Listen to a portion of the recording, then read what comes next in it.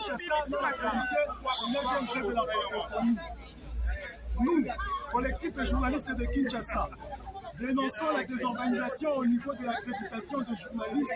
au 9e jeu de la francophonie.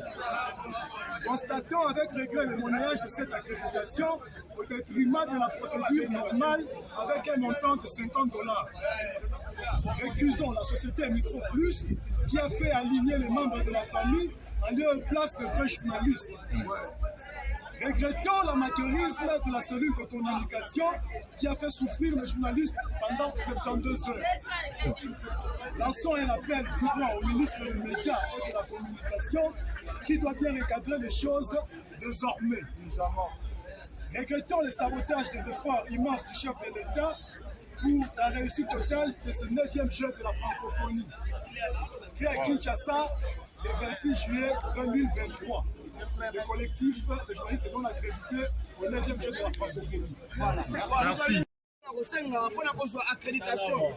tosalaki na ligne esa so tosala ba application na ligne tokotiaki bakambe surtout na ligne bafoto bino totindi mais baza korépondre biso te ekomaka makosenga mbongo c'est pourquoi bayebisi biso etosala combien babi baza 300 bango moko RTNC baza 300 donc biso toza awa ça fait déjà 3 jours donc toza kosenga na ministre ya média aya na intervention oyo parce que biso aba tolembi parce que oyo eza kosabote ba effort ya chef de l'État kosabote presse donc yango wana merci mwana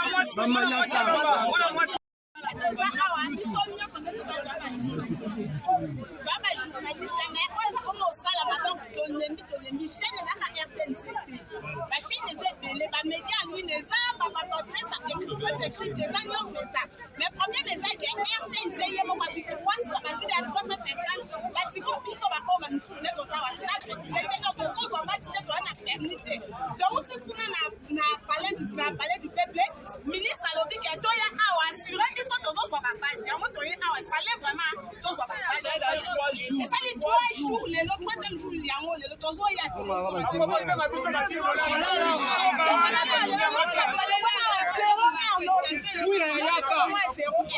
fallait quoi je faut tous va pas les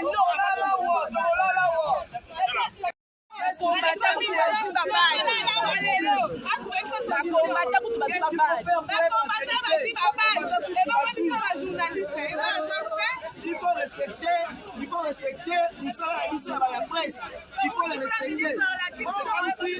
on respecter presse qui doit nous connaître c'est une implication à comme ça Likolo parce que dans les mi par côté comme côté accréditation yango $20 $30 tina $50 tokozwa yango na bolingo mpe kotina kati toza kointerpele mwana mboka Patrick Muyaya toza kointerprete yo toza kointerprete bakonzi oyo baya likolo ya Patrick Muyaya oyo na intervention na biso banje tokolala awa 4e pouvoir na monde mais tala nde tozali tala otala bino moko donc yango wana leo toza awa toza na posa ya babasi na biso